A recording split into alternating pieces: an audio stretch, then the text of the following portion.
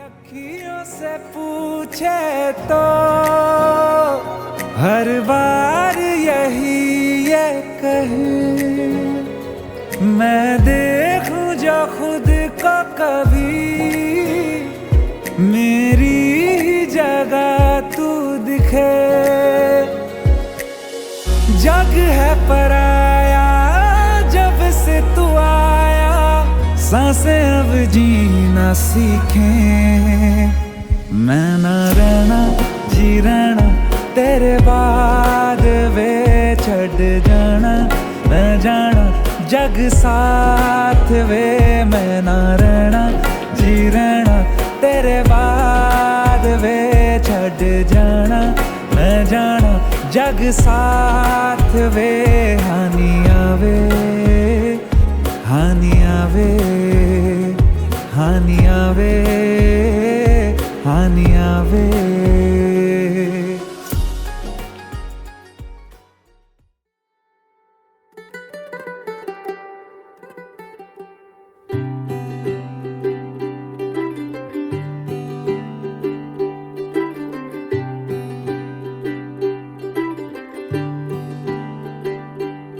अज सजया है वे सारा शहर, अज हो गई आवे रब दी महर।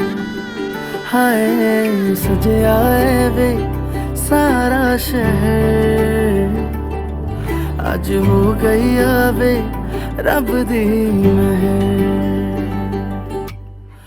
अखियां चो डिगदे हंजू खुशियां दे, तेरी बन जाना अज तू सजना वे।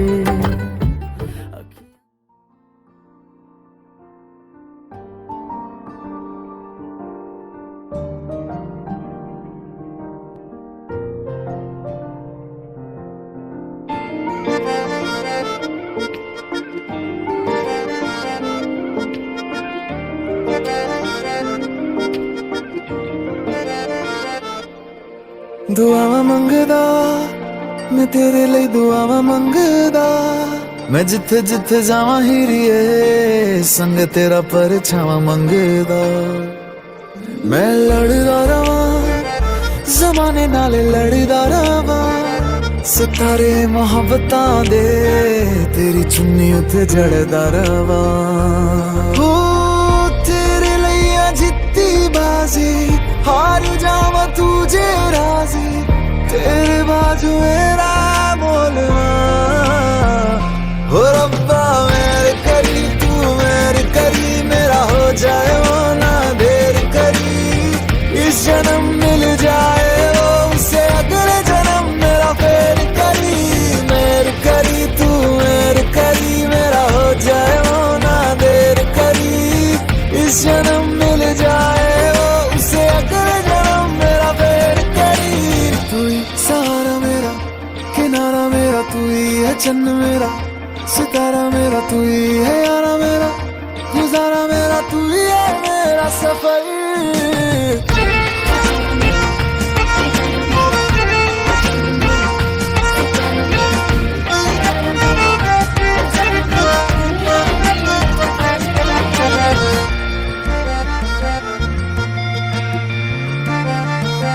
हवाओं की आवाज जैसा तू, रूहानी किसी साज जैसा तू, जो सुन के खुश हो जाए खुदा उसी अल्फाज जैसा तू।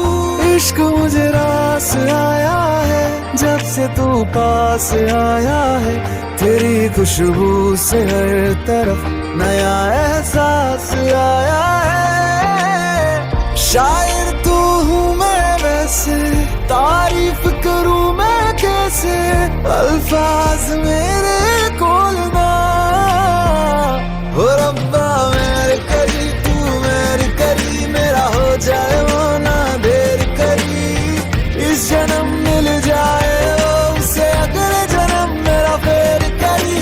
मेरे करी तू मेरे करी, मेरा हो जाए वो ना देर करी, इस जन्म मिल जाए उसे अगले जन्म मेरा फेर करी।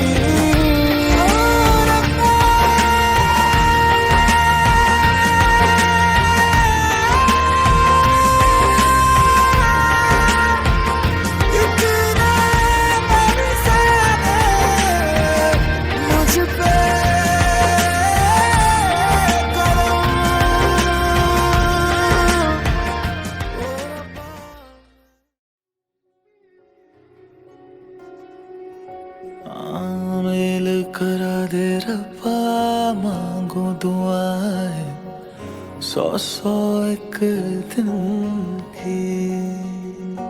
आमिल करा दे रब्बा, मांगो दुआएं सौ सौ एक दिन की।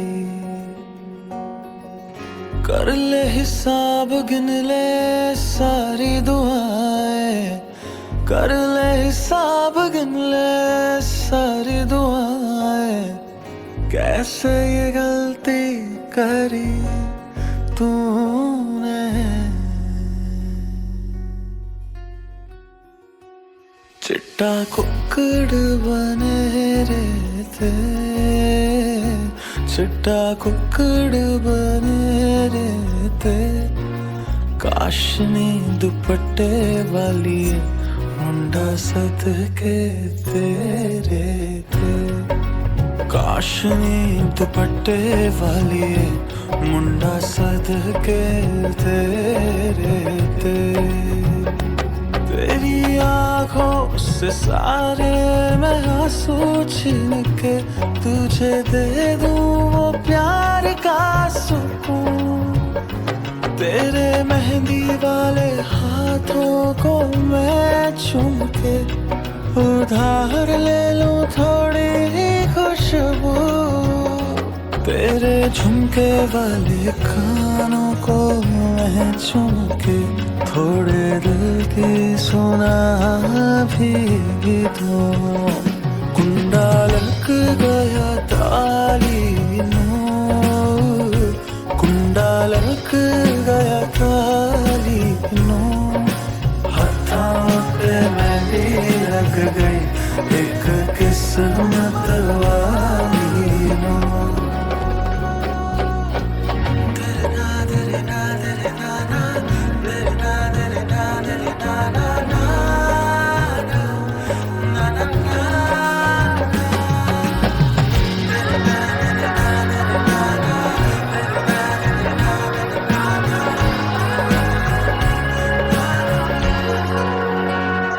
देखा है आज तुझको एक अरसे के बाद, ये दिन कहीं अब जाए ना गुजर।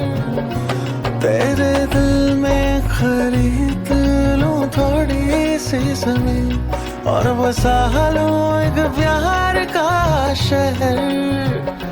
तेरे कांधे पर रख दूं सर अपना, सारे गम मैं भुला भी दूं।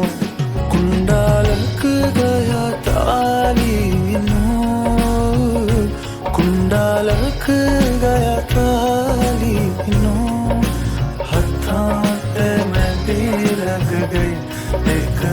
किस्मत वाली नो हथां ते मेरे रख दे एक किस्मत वाली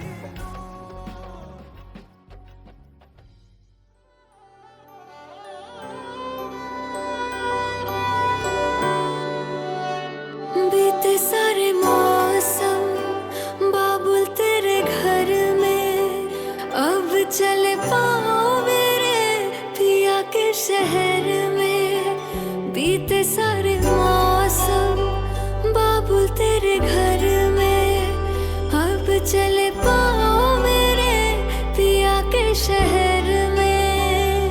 हो तूने विदाइयां कैसे लिखी मर जानिया, कैसे बताए और रब्बा सही नहीं हो जानिया।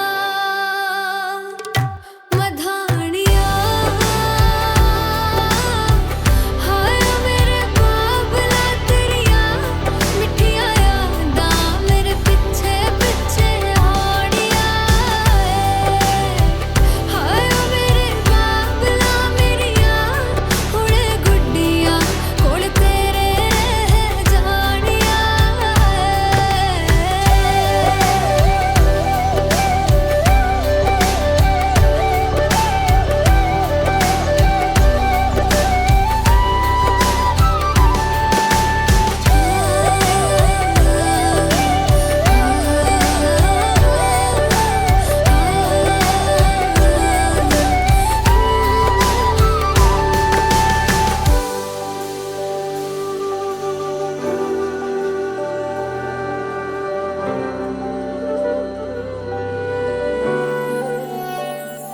हो कुछ भी नहीं है तेरे कदमों से आगे, कदमों से आगे, कदमों से आगे।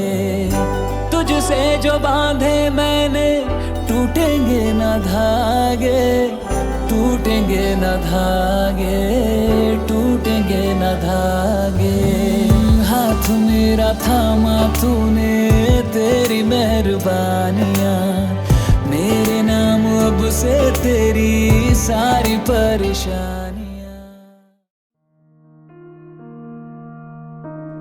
बिस्मिल्लाह बिस्मिल्लाह बिस्मिल्लाह बिस्मिल्लाह तेरे नाम। वलक़द अरसलना रुसुलन मिन क़ब्लिका, ए नबी सल्लल्लाहु अलैहि वसल्लम, आपसे पहले हमने जितने नबी भेजे हैं सबको हमने बीवियां और औलाद अता की है। पता ये चलता है इस आयत करीमा से कि अल्लाह तबारक व तआला ने ये शादी और ब्याह का जो मसला है ये हमारे ऊपर और इससे पहले जितने नबी पैगंबर आए थे सबको अल्लाह ताला ने दिया है कि निकाह और शादी किया जाए। और निकाह करने से फ़ायदे बहुत सारे हैं। अल्लाह के नबी सल्लल्लाहु अलैहि वसल्लम ने उसका फ़ायदा बताया है और अल्लाह तबारक व तआला ने इस निकाह के ज़रिए से जो इंसान की नस्ल की बका होती है इससे अल्लाह ताला ने महफूज रखा है कि इंसान जब शादी करता है, ब्याह करता है, तो उसे नस्ल इंसानी की बका होती है, नस्ल इंसानी परवान चढ़ती है और जिससे औलाद और ज़ुर्रियत पैदा होती है। वो औलाद जो हमारे समाज में होती है, जब वो औलाद नेक होती है, अच्छी होती है, अल्लाह उसके रसूल की फरमाबरदारी, अपने वालिदैन के मरने के बाद जब वो औलाद अपने वालिदैन के लिए दुआ करती है तो अल्लाह ताला उस औलाद की दुआ को कबूल फरमाता है। अल्लाह के नबी सल्लल्लाहु अलैहि वसल्लम ने फरमाया कि जब इंसान दुनिया से चला जाता है, मर जाता है, तो उसके मरने के बाद उसके सवाब के सारे दरवाजे बंद हो जाते हैं, लेकिन 3 रास्ते ऐसे हैं कि मरने के बाद भी सवाब मिलता है, जिसमें आप सल्लल्लाहु अलैहि वसल्लम ने फरमाया था कि सदक़े जारिया है। इंसान अपनी जिंदगी में कुछ ऐसे अमाल कर गया कि जिसकी बुनियाद पर उसे मरने के बाद भी सवाब मिलता है, अजर मिलता रहता है, उसका सवाब बंद नहीं होता है। मस्जिद बनवा दिया या ऐसा कोई कार्य खैर कर गया, भलाई का काम कर गया कि जिसकी वजह से उसे मरने के बाद भी अजर मिलता, सवाब मिलता है।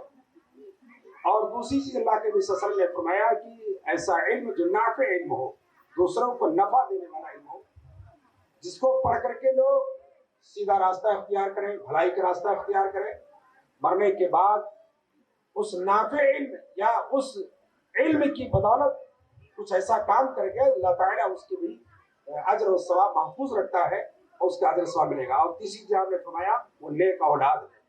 यहाँ शर्त है औलाद है, नेक औलाद है। इस ज़ुर्रियत से और इस शादी और इस निकाह से जो ज़ुर्रियत परवान चढ़ती है, जो औलाद पैदा होती है, और अगर हमने उसे नेक बनाया है, स्वाले बनाया है, दीनी रास्ते पर लगाया है, और हमारे वो बच्चे नेकी का काम करते हैं, नमाज कायम करते हैं, रोजा रखते हैं, भलाई के काम करते हैं, अच्छे काम करते हैं, और वो औलाद अगर अपने वालिदैन के दुआ करती है तो अल्लाह ताला उसकी दुआ कबूल फरमाता है, अल्लाह ताला उसकी दुआ रायगा नहीं करेगा।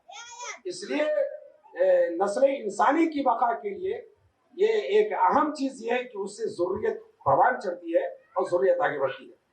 और निकाह से एक फायदा ये है कि आदमी जब निकाह कर लेता है तो आप सल्लल्लाहु अलैहि वसल्लम ने फरमाया है कि उससे उसका ईमान मुकम्मल हो जाता है और वो अपने ईमान का मालिक, आधे ईमान का मालिक हो जाता है। आप सल्लल्लाहु अलैहि वसल्लम ने फरमाया कि जब अल्लाह का बंदा निकाह करता है तो वो अपने आधे ईमान का मालिक हो जाता है और अपने आधे ईमान का अल्लाह रब्बुल आलमीन से डरता रहे। पता चलता है निकाह ही की वजह से, निकाह ही के जरिए से उसका ईमान आधा हो जाता है और उसकी वजह से उसके बाद अल्लाह रब्बुल आलमीन से डरता रहे, खौफ खाता रहे, अल्लाह रब्बुल आलमीन से दुआएं करता रहे, नमाज रोजे का पाबंद रहे, सारी चीजें करता रहे, तो उसका ईमान मुकम्मल हो जाता है। और जब तक इंसान निकाह नहीं करता है, उसकी शादी नहीं होती है, तब तक उसका आधा ईमान सही नहीं रहता है, इसलिए कि उसकी निगाहें कहीं बढ़ती है और उसकी ख्वाहिशात कहीं बढ़ते रहते हैं और उसकी निगाहों से गलती का सदूर होता है और उसके दिल के अंदर जो जज्बात और ख्वाहिशात गलत उभरते हैं, जिसकी वजह से वो गुनाह के काम करता है और उसके दिल के अंदर गुनाह पनपते रहते हैं, तो निकाह करने की वजह से वो आधे ईमान का मालिक हो जाता है। और निकाह करने की वजह से एक फायदा ये भी अल्लाह सल्लल्लाहु अलैहि वसल्लम ने फरमाया, या माशर शबाब मन इस्तताअ मिनकुम अल-बाअता फलियतज़व्वज फ़इन्नहु अग़ज़्ज़ु लिल-बसरि व अहसनु लिल-फ़र्जि व मन लम यस्तति फ़अलैहि बिस्सौम फ़इन्नहु लिल-विजा। आप सल्लल्लाहु अलैहि वसल्लम ने फरमाया कि आदमी जब निकाह करता है तो उसका फायदा ये होता है कि उसकी निगाह जो होती है वो झुक जाती है, अग़ज़्ज़ु लिल-बसर, उसकी निगाह झुक जाती है, व अहसनु लिल-फ़र्ज, और उसकी शर्मगाह की हिफाजत हो जाती है। गोया कि जिस चीज की उसे ख्वाहिश थी और जिस चीज की उसे तमन्ना थी, अल्लाह ताला ने उस निकाह के जरिए से उसे अता फरमा दिया है, इसलिए वो अपनी निगाहों से कोई गलत काम नहीं कर सकता है, गलत चीज नहीं देख सकता है। और मुत्तकी है, परहेजगार है, अल्लाह से डरने वाला है, तो इस सारी चीजों से, गुनाहों से बचने की वो कोशिश करता रहता है और वो अपनी शर्मगाह की भी हिफाजत उसकी हो जाती है और उसके निकाह की वजह से उसकी शर्मगाह की हिफाजत आती है। और एक ये भी मसला है, ये नबी करीम सल्लल्लाहु अलैहि वसल्लम की सुन्नत की अदायगी हो जाती है। आदमी जब निकाह करता है तो गोया कि नबी करीम सल्लल्लाहु अलैहि वसल्लम की सुन्नत की अदायगी कर लेता है। देखिए, एक मौके पर हज़रत अनस रज़ियल्लाहु ताला रिवायत करते हैं कि अल्लाह के नबी जनाब मोहम्मद रसूलुल्लाह सल्लल्लाहु अलैहि वसल्लम के घर के पास 3 सहाबी आए और तीनों ने अल्लाह वसल्लम की दिन और रात की इबादत का हाल मालूम करने कि देखें कि नबी करीम सल्लल्लाहु अलैहि वसल्लम दिन और रात में कितनी इबादत करते हैं और कैसी इबादत करते हैं, पता लगाने आए। तो अल्लाह वसल्लम घर पर मौजूद नहीं थे, उम्महातुल मोमिनीन मौजूद थी। तो आप वसल्लम के ताल्लुक से जब उन्होंने बताया उम्महातुल मोमिनीन ने, तो उन्हें आप वसल्लम की इबादत जो है और नफली इबादत और फर्जी इबादत जो थी उन्हें थोड़ा कम महसूस हुआ और उन्होंने कहा कि आप वसल्लम मासूम अनिल खता हैं, अल्लाह ताला ने आपके खताओं को माफ कर दिया है और हम गुनहगार हैं, अगले पिछले खता अल्लाह वसल्लम के माफ में गुनहगार हैं, आपका मुकाबला हम नहीं कर सकते हैं। इसलिए उन लोगों ने आपस में मशवरा किया, उन लोगों ने अहद कर लिया। एक ने कहा कि अब आज से हम हमेशा क़याम ही करते रहेंगे, यानी हमेशा रात में नमाज़ी कायम करते रहेंगे, हमेशा अल्लाह ताला की इबादत में लगे रहेंगे। और दूसरे ने ये कहा कि आज के बाद हम कभी रोजा तर्क नहीं करेंगे, हमेशा रोजा ही रखते रहेंगे। तीसरे ने कह दिया कि आज के बाद हम निकाह ही नहीं करेंगे, इसलिए कि जब निकाह कर लेंगे तो बाल बच्चों जरूरत में फंस करके अल्लाह की इबादत से दूर हो जाएंगे। तो उन लोगों ने अहद कर लिया, आपस में सोच लिया और अहद कर लिया। और ये अहद करके ये बात कह करके आप सल्लल्लाहु अलैहि वसल्लम के घर से, आप सल्लल्लाहु अलैहि वसल्लम के उस मकान से वो अपनी तरफ निकल गए। जनाब मोहम्मद रसूलुल्लाह सल्लल्लाहु अलैहि वसल्लम जब आप सल्लल्लाहु अलैहि वसल्लम अपने दौलत कदा पर, अपने मकान पर जब आए और उम्महातुल मोमिनीन ने बयान किया सल्लल्लाहु अलैहि वसल्लम, ये 3 सहाबी आए तो ऐसा ऐसा कह करके गए हैं। तो नबी सल्लल्लाहु अलैहि वसल्लम ने बुलाया या आप सल्लल्लाहु अलैहि वसल्लम वहां खुद गए। आप सल्लल्लाहु अलैहि वसल्लम ने कहा कि देखो मैं तुमसे ज्यादा अल्लाह से डरने वाला हूँ, देखो मैं तुमसे अल्लाह से ज्यादा डरने वाला हूँ। देखो मैं रात में क़याम भी करता हूँ, नहीं भी करता हूँ, तो मैं रात में क़याम करता हूँ, अल्लाह की इबादत करता हूँ और रात में सोता भी हूँ। मैं तुमसे ज्यादा अल्लाह से डरने वाला हूँ। दूसरी बात आप सल्लल्लाहु अलैहि वसल्लम ने फरमाई, आपने फरमाया कि देखो मैं रोजा रखता हूँ, नफली रोजे रखता हूँ और नहीं भी रखता हूँ। तो पता ये चलता है कि मैं रोजा रखता हूँ, नहीं रखता हूँ। और तीसरी बात आपने फरमाया कि देखो मेरे पास बीवियां भी हैं, मैंने निकाह किया, शादी किया है। और आप सल्लल्लाहु अलैहि वसल्लम ने फरमाया पवन रग़िबा अन सुन्नती फलैसा मिन्नी, जो मेरी सुन्नत से इराज कर जाए, ना करे, मेरी सुन्नत के मुताबिक जिंदगी न गुजारे या मेरी सुन्नत के मुताबिक निकाह न करे और निकाह मेरी सुन्नत से जो ना करे वो हमें से नहीं है। पता चलता है कि ये निकाह जो है नबी की सुन्नत है और नबी करीम सल्लल्लाहु अलैहि वसल्लम ने इस पर अमल किया है और अमल करके ये पैगाम दिया है पूरी उम्मत के लोगों को कि उम्मत को लोगों तुम निकाह करो, ये निकाह मेरी सुन्नत है, अगर तुमने मेरी सुन्नत से इराज कर लिया तो हम में से नहीं होगे।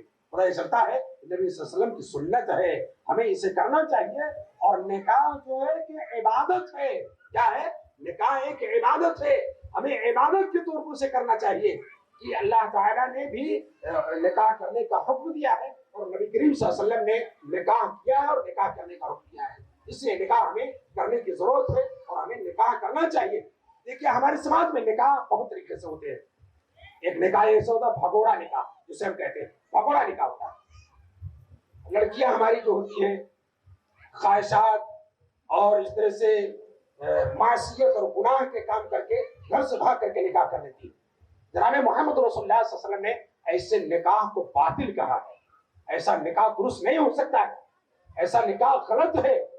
जो बगैर वली के कोई निकाह कर ले, वली मतलब उसका बाप है, उसका भाई जिम्मेदार है, उसका चचा है और उसके मामू है, इस तरह से अगर उसके खानदान के कोई ऐसे लोग ना हो, जैसे उसका बाप सबसे पहले होना चाहिए, बाप मौजूद नहीं है, इंतकाल हो गया, उसका भाई है, भाई भी नहीं है, तो उसके कुछ ऐसे करीबी रिश्तेदार हो जो उसके वली बने।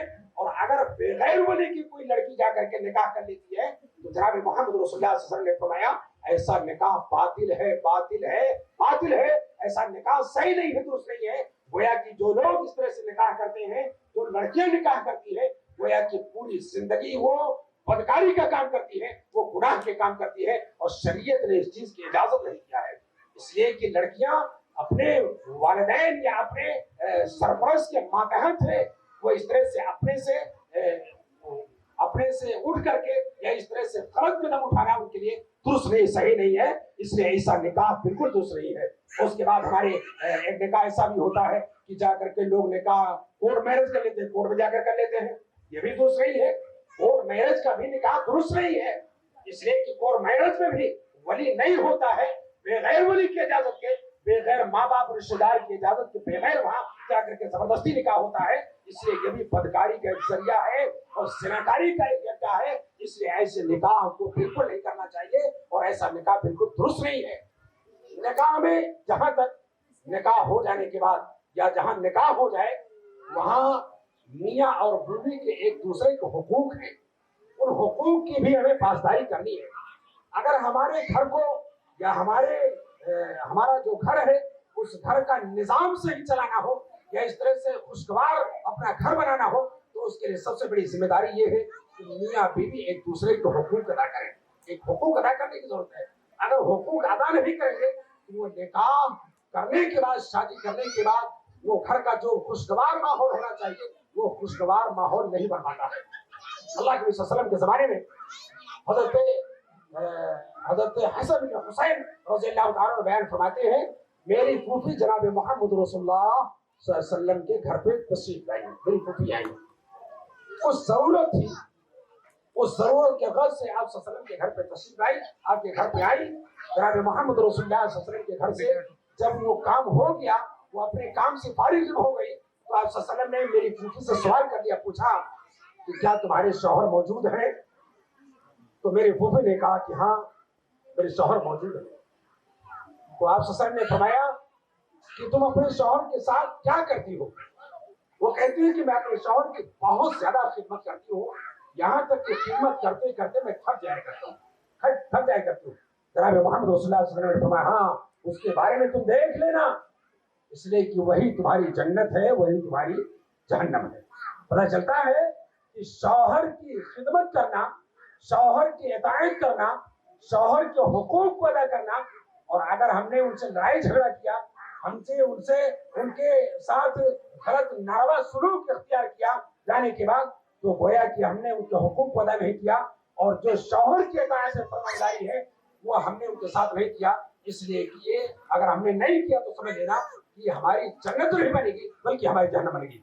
इसलिए खासकर हमारी माँ और बहनों, हमारी बेटियों को इस चीज को सोचना चाहिए, गौर करना चाहिए कि जनाब मोहम्मद रसूलुल्लाह सल्लल्लाहु अलैहि वसल्लम की जो तालीमात है, आप सल्लल्लाहु अलैहि वसल्लम का जो फरमान है, आप सल्लल्लाहु अलैहि वसल्लम का जो हुक्म है, उन्हें हमें अपने सामने रखना चाहिए और सामने रख करके हमें अपनी जिंदगी गुजारनी चाहिए, और ताकि हमारा घर जो है वो खुशगवार घर हो और हमारे घर की जिंदगी जो है वो खुशगवार जिंदगी हमारी गुजर सके। इसी तरीके से जनाब मोहम्मद सल्लल्लाहु अलैहि वसल्लम ने एक मरतबा फरमाया था, आप सल्लल्लाहु अलैहि वसल्लम ने फरमाया, सवाल किया, आप सल्लल्लाहु अलैहि वसल्लम से सवाल किया गया कि औरतों में सबसे बेहतरीन अफसल औरत कौन है? तो आप सल्लल्लाहु अलैहि वसल्लम ने फरमाया कि सबसे बेहतरीन अफसल औरत ये है कि औरत जो है अपने शौहर को इस तरह से खुश रखे कि शौहर जब उसे देखे तो खुश कर दे, शौहर जब उसकी तरफ देखे तो शौहर उसका खुश हो जाए। इस तरह से अपने आप को घर के अंदर संभाल के रखना चाहिए, अपनी इज्जत और आबरू और हर मामले में इस तरह से बना करके रखना चाहिए कि शौहर जब अपनी बीवी को देखे तो खुश हो जाए। इसलिए कि बीवी जो है उसके माहौल में या उसके समाज में, उसके घर के अंदर, और उसके इस तरह से इतनी फरमाबरदार है, मोती हो कि वो देख करके खुश हो जाए। और इसका आप सल्लल्लाहु अलैहि वसल्लम ने फरमाया कि जब वो किसी चीज का हुक्म दे तो उसे उस पर वो अमल करे, जिस चीज का हुक्म दे दे फौरन उस पर अमल करे, ये ना कहे कि मैं नहीं कहूंगी, मुझे ये नहीं करना है, इस तरह से मामलात ना करे। आप सल्लल्लाहु अलैहि वसल्लम ने फरमाया कि सबसे बेहतरीन और सबसे अच्छी और सबसे अफसल औरतों में से वही औरत है जो अपने शौहर की इताअत और खिदमत करे। इसलिए आप सल्लल्लाहु अलैहि वसल्लम ने एक मौके पर फरमाया था, जन्नती औरतों के ताल्लुक से फरमाया कि जन्नती औरत वो है जो पांचों वक्त की नमाज की पाबंदी करे। जन्नती औरत वो है सबसे बेहतरीन औरत, और जन्नती औरत वो है जो पांचों वक्त की नमाज पाबंदी के साथ अदा करे, रमजान के रोजे रखे, और उसके बाद आप सल्लल्लाहु अलैहि वसल्लम ने फरमाया कि अपने शौहर की इताअत करे और अपने शर्मगाह की हिफाजत करे। ये चार चीजों का आप सल्लल्लाहु अलैहि वसल्लम ने जिक्र किया है। आप सल्लल्लाहु अलैहि वसल्लम ने फरमाया कि वो औरत ऐसी औरत है कि उसके लिए कहा जाएगा क़यामत के दिन जन्नत के जिस दरवाजे से चाहे दाखिल हो जाए। पता चलता है वो औरत जो पांचों वक्त की नमाज कायम करेगी, अल्लाह और उसके रसूल की मुती और फरमाबरदार होगी, अल्लाह ताला से खौफ खाती रहेगी, अल्लाह रब्बुल आलमीन से डरती रहेगी, और अल्लाह उसके रसूल की इताअत करेगी, और उसके बाद रमजान की रोजे रखेगी और अपने शर्मगाह की हिफाजत करेगी। इसलिए कि जो शर्मगाह जिसके लिए अल्लाह ताला ने जायज करार दिया है उसके तो और अपने शौहर की इताअत और फरमाबरदारी करे, शौहर जिस चीज का हुक्म दे और उसकी इताअत और फरमाबरदारी करे। आप सल्लल्लाहु अलैहि वसल्लम ने फरमाया, कहा जाएगा ये जन्नत का दरवाजा है तेरे लिए खुला है, जिस दरवाजे से चाहे दाखिल हो जाए। पता चलता है कि ये मोती फरमाबरदार औरतों के ताल्लुक से है, जो औरतें अपने शौहर की खिदमत करेंगी, अपने शौहर की इताअत करेंगी। और एक चीज और ये है कि हमें जिस तरह से निकाह के ताल्लुक से, शादी ब्याह के ताल्लुक से, जिस तरह से हम बीवी का या शौहर का जो इंतखाब करते हैं, हमारा इंतखाब भी दीन के ताल्लुक से होना चाहिए। इसलिए अल्लाह सल्लल्लाहु अलैहि वसल्लम ने आप सल्लल्लाहु अलैहि वसल्लम ने फरमाया था, आपने फरमाया कि औरतों की शादियां जो होती है या हम औरतों का जो इंतखाब करते हैं वो चार चीजों को देख कर करते हैं। चार चीजों को, सबसे पहली चीज ये है कि हम उसकी जमाल और खूबसूरती देखते हैं। दूसरी चीज ये है कि हम उसका माल देखते हैं, मालदार देखते हैं। वली मालिहा वली जमालिहा वली हसबिहा, आपने फरमाया हम उसका हसब और नसब देखते हैं। हसब और नसब क्या है? उसके बाद आपने फरमाया चौथी चीज ये है कि वली दीनिहा, उसकी दीनदारी देख करके हम शादी करते हैं। आप ससुर ने फरमाया जब तुम शादी करो तो दीनदार वाली से शादियां करो। देखिए, तीन चार चीजों का जिक्र किया, लेकिन आपने सबसे आखिर में यह फरमाया कि तुम जब शादी करो तो दीनदार वाली को देखकर शादी करो। दीनदार वाली को देख करके जब शादी करेंगे, जब दीनदार वाली हमारे घर के अंदर आएगी तो हमारा घराना भी दीनदार होगा।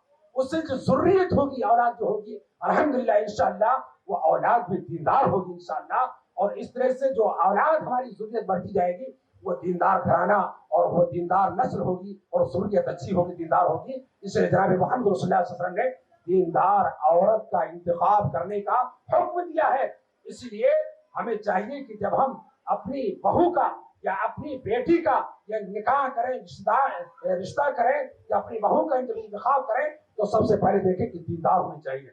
हमें माल की खूबसूरती के हस्ब और नसब की जरूरत नहीं है, बल्कि दीनदार की हमें जरूरत है, जो सबसे अहम चीज है और जिसके बगैर हमारी जिंदगी खुशगवार नहीं रह सकती है। उसके बाद आप ससुर ने एक जगह पर फरमाया था, आपने फरमाया कि अगर कोई शख्स तुम्हारे यहाँ निकाह का पैगाम दे, निकाह का पैगाम ये लड़के वाला दे, निकाह का जब पैगाम दे तो तुम उसका अखलाक, किरदार और उसका दीन देखो। देखिए, जहां लड़की का दीनदार होना जरूरी है, लड़की के ताल्लुक से जहां आपने फरमाया है कि दीनदार होनी चाहिए, दीनदार का इंतखाब करो। जहां आप ससुर में भी फरमाया है लड़का अगर तुम्हें शादी का पैगाम दे तो क्या करो, शादी का पैगाम दे तो तुम उसका दीन देखो और उसके या तो उसकी दीनदारी देखते हैं। हम क्या देखते हैं? बड़ा मालदार है, क्या देखते हैं? ऊंचे खानदान का है, क्या हम देखते हैं? बहुत बड़ा बिजनेस वाला है।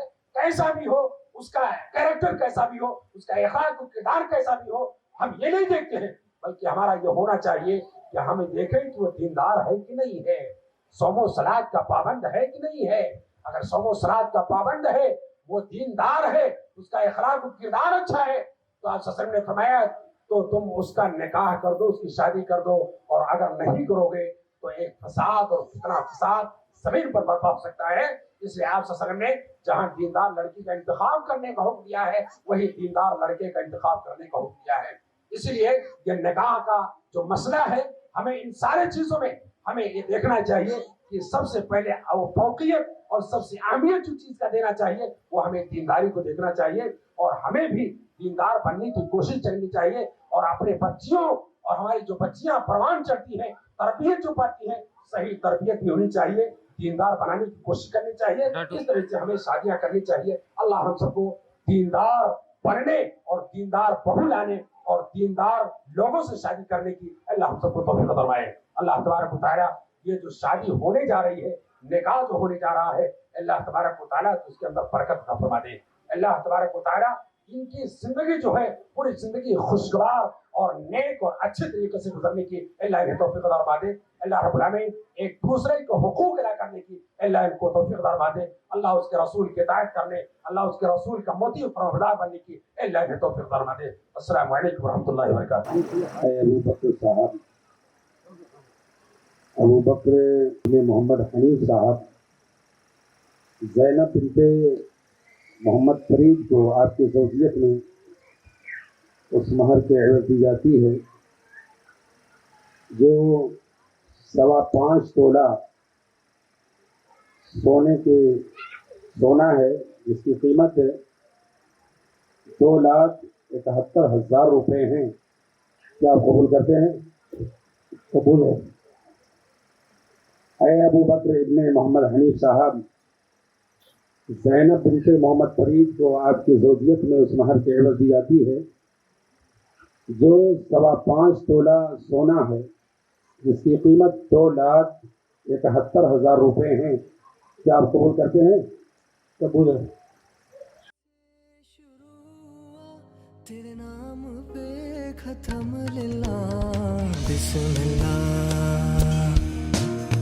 बिस्मिल्लाह बिस्मिल्लाह। बिस्मिल्लाह। मुश्किलें आसान हुई, सारी आफत टल गई। ओ अल्लाह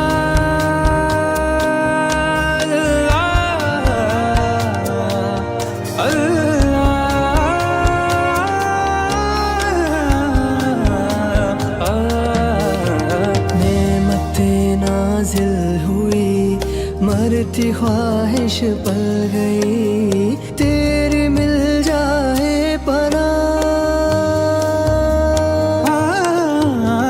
तेरी मिल जाए पनाह मेरे कहने से। बिस्मिल्लाह बिस्मिल्लाह बिस्मिल्लाह बिस्मिल्लाह बिस्मिल्लाह।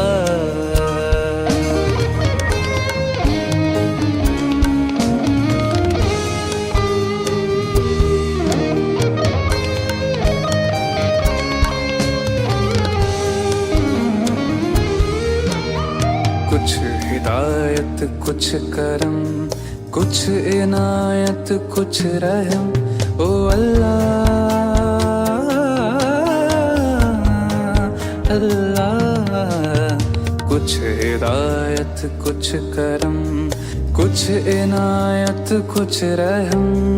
थोड़ी है फरमाइश जो हो जरा गुंजाइश, ना कोई मजबूर हो बरसारे जादू नूर। तो किस लिफाफे पे लिखा।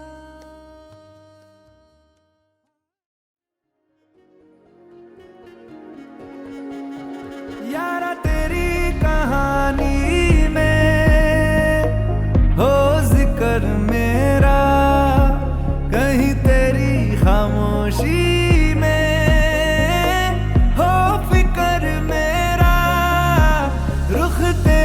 जिधर का हो उधर मेरा। तेरी बाहों तलक ही है ये सफर मेरा। ओ माही ओ माही ओ माही ओ माही ओ माही ओ माही ओ माही ओ माही। मेरी वफा पे हक हुआ तेरा।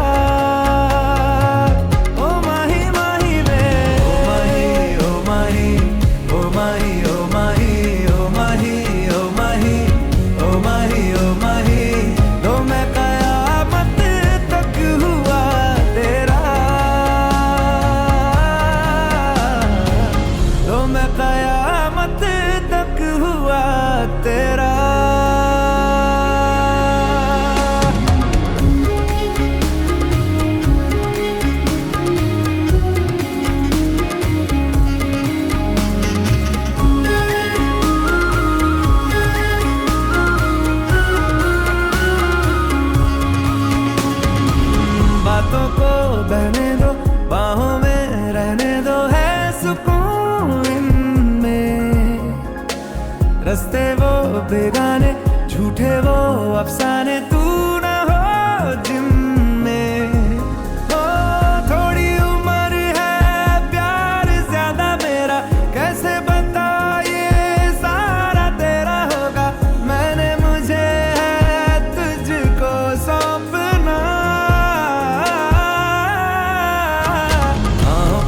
बाहों पे राहों पनाहों पे, आहों पे बाहों पे, साहों सलाहों पे, मेरे इश्क पे हक हुआ तेरा। ओ माही माही रे ओ माही ओ माही ओ माही ओ माही ओ माही ओ माही ओ माही ओ माही। लो मैं कयामत तक हुआ तेरा।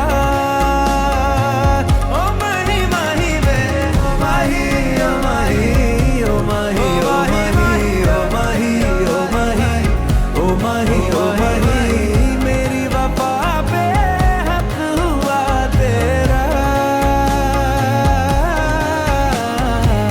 लो मैं कयामत तक हुआ तेरा।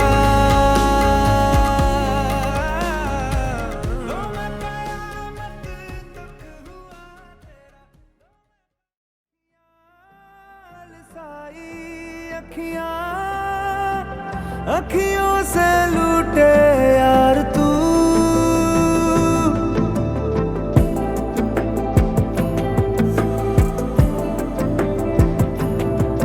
हर जाई अखियां लसाई अखियां, अखियों से लूटे यार तू,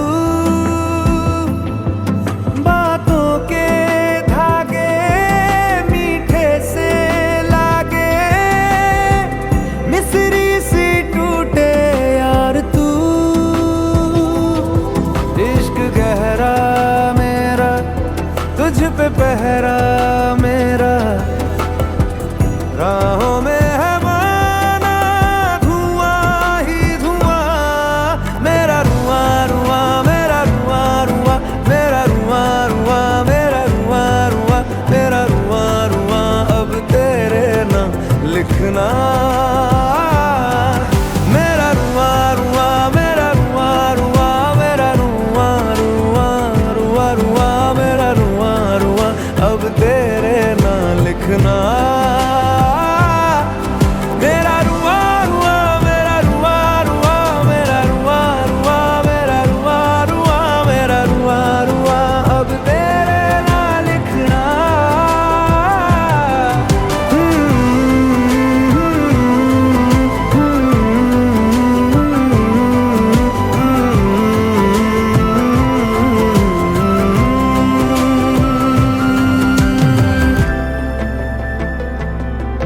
मैंने पहले जो तुझसे कही ना, कह रहा है दिल वही ना, हक भी तुझ पे शक भी तुझ पे, मुझको तो सुध बुध रही ना, तू जो दिखे क्या है वही ना, दिल में उलझन है यही ना, तू वही है मैं वही हूँ, पर ये दुनिया वो रही ना, तू बदल देती है मौसम, जख्म तू है मरहम, देख तुझ पे ही दोबारा यार मर जाऊं कहीं ना, आग सुलगे चाहतों की राह में सब राहतों की, यारा है तेरे निशा ही निशा, मेरा रुआं रुआं मेरा रुआं रुआं, मेरा रुआं रुआं रुआं रुआं रुआं, मेरा रुआं रुआं अब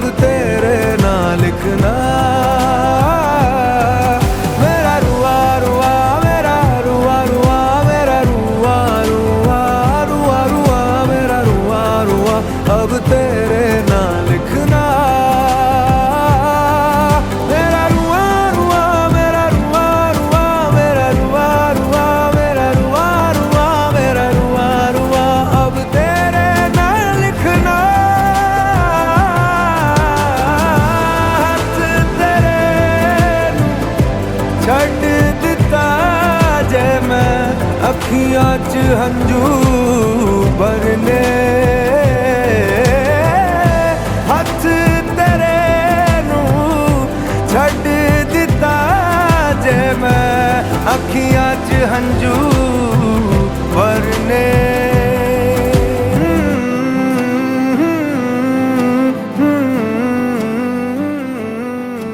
मेरा रुआं रुआं अब तेरे नाम लिखना, तुझसे दिल ना लगाए कोई,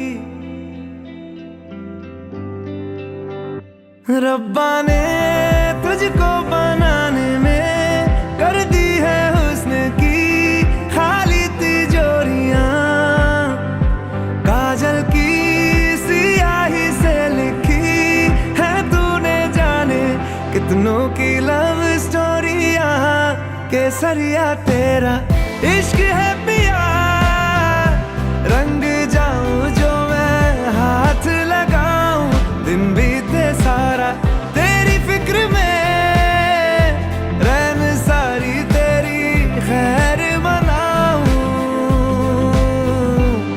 केसरिया तेरा इश्क है पिया, रंग जाऊं जो मैं हाथ लगाऊं, दिन बीते सारा तेरी फिक्र में,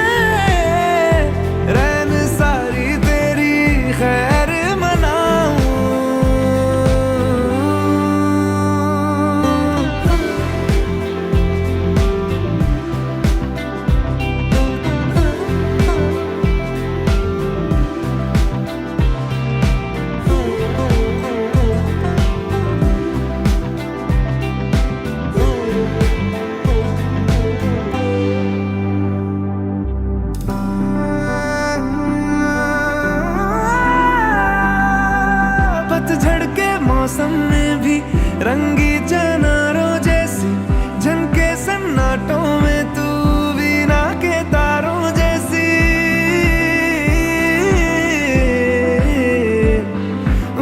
सदियों से भी लंबी ये मन की अमावस्या है और तू फुलझड़ियों वाले त्योहारों जैसी। चंदा भी दीवाना है तेरा, जलती है तुझसे सारी चकोरियां।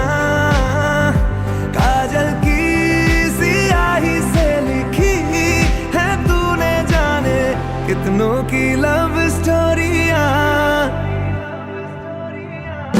केसरिया तेरा इश्क है पिया, रंग जाऊं जो मैं हाथ लगाऊं। दिन बीते सारा तेरी फिक्र में, रैन सारी तेरी खैर मनाऊं। केसरिया तेरा इश्क है पिया, रंग जाऊं जो मैं हाथ लगाऊं। दिन बीते सारा तेरी फिक्र में, रैन सारी तेरी खैर मनाऊं।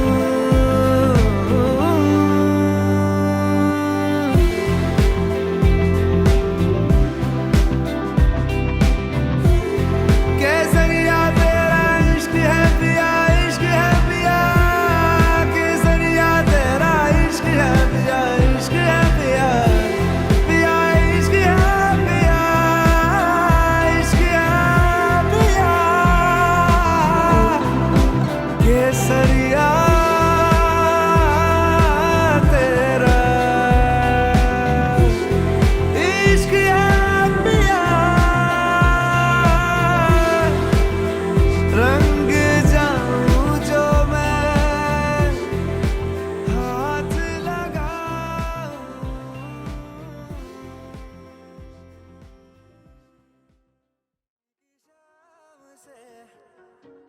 हुई ना तो से बात भी, बिना मैं तेरे बेमजा हुआ हूँ देखो आज भी। करूँ मैं ये गुजारिशें, मोहब्बतों का मोल दे। नींदों में मेरी ख्वाब का जरा सा मीठा घोल दे। तू बन जा तू मेरी, तू बन जा तू मेरी। तू बन जा तू मेरी। इश्के दी चाशनी, ओ मिठी मिठी चाशनी। मैं न मांगूंगा धूप धीमी धीमी, मैं न मांगू चांदनी। मेरे जीने में तुझसे हो इश्के दी चाशनी, ओ मिठी मिठी चाशनी।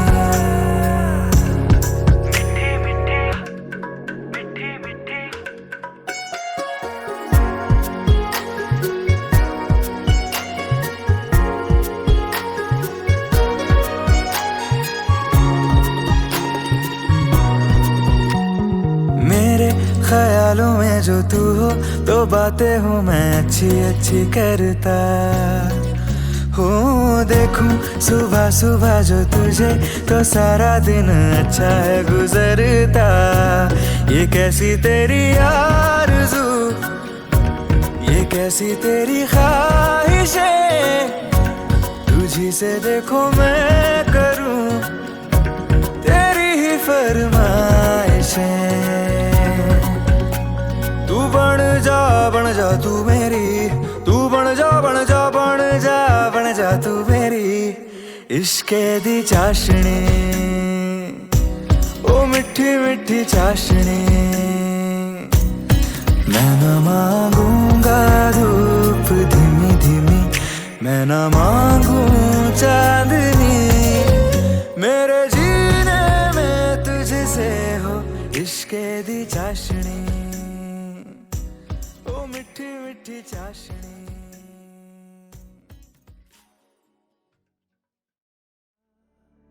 वे कमलिया वे कमलिया मेरे नादान दिल, वे कमलिया, वे कमलिया, वे कमलिया मेरे नादान दिल। दो नैनों के पेचीदा सा गलियारे, इनमें खोकर तू मिलता है कहाँ। तुझको अंबर से पिंजरे ज्यादा प्यारे, उड़ जा कहने से सुनता भी तू है कहाँ। गल सुन ले आ, गल सुन ले आ, वे कमलिया मेरे नादान दिल, वे कमलिया, वे कमलिया, वे कमलिया मेरे नादान दिल, नादान दिल। क्या करना है तो प्यार कर, एक बार कर कमलिया, वे कमलिया, मन मर्जी करके देख ले, बदले में सब कुछ हार कर कमलिया, वे कमलिया। तुझ पे खुद से ज्यादा यार की चलती है, इश्क है ये तेरा या तेरी गलती है। गर सवाब है तो क्यों सजा मिलती है। जिन पे चल के मंजिल मिलनी आसान हो, वैसे रास्ते तू चुनता है कहाँ। कसती है दुनिया कसले फिक्रे ताने, उंगली पे आखिर गिनता भी तू है कहाँ। मर्जी तेरी जी भर ले आ, वे कमलिया मेरे नादान दिल, वे कमलिया।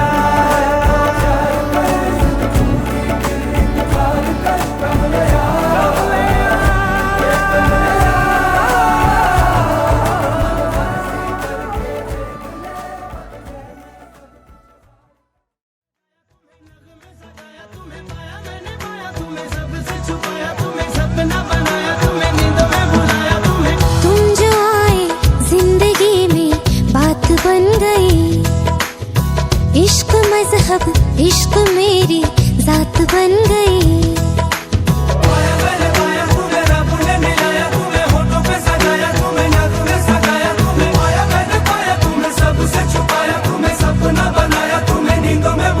ओ तुम जो आए जिंदगी में बात बन गई, सपने तेरी चाहतों के, सपने तेरी चाहतों के देखते हूँ अब गई। दिन है सोना और चांदी रात बन गई। हो तुम जो आए जिंदगी में बात बन गई।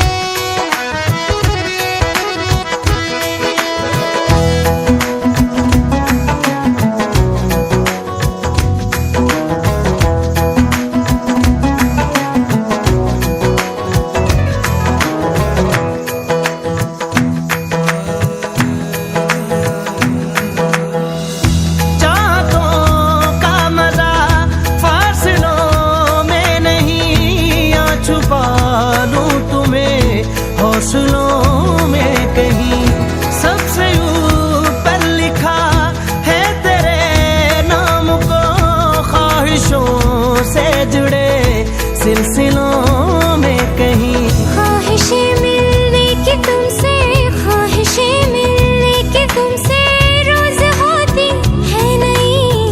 मेरे दिल की जीत मेरी मात बन गई। हाँ तुम जो आए जिंदगी में बात बन गई।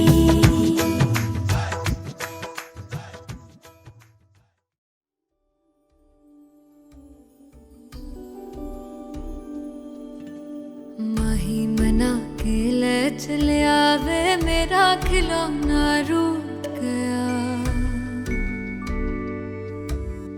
माही मना के ले चले आवे मेरा नी, हाय मेरा खिलौना रूठ गया। बाबुल दा वेड़ा छूट गया। माही मना के ले चले आवे मेरा नी, हाय मेरा खिलौना रूठ गया। बाबुल दा वेड़ा छूट गया।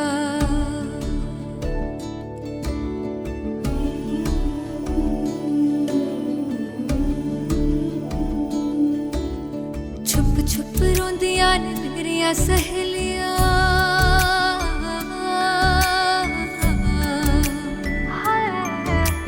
छुप छुप रोंदियां ने मेरिया सहेलियां। बचपन से ही जो थी मेरे नाल खेलियां,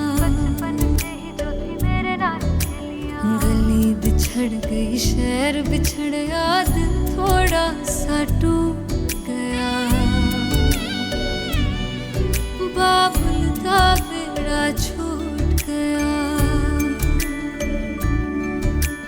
माही मना के ले चले आवे मेरा नी, हाय मेरा खिलौना रूठ गया।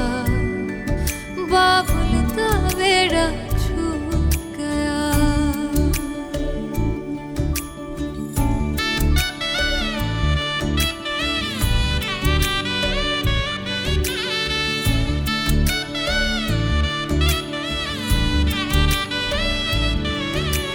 रब ने बनाया के हो जेहा दस्तूर वे,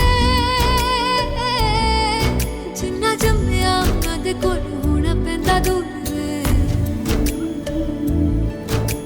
मां दियां ठंडियां छावां भी छड्डियां, बाबुल दी मर्जी सानू मंजूर वे। सोहरियां दे चलदे जश्न सवेर तक इत्थे नी, हाय इत्थे ठंडा तंदूर पिया। बाबुल दा वेड़ा छूट गया। माही मना के ले चले आवे मेरा खिलौना रूठ गया।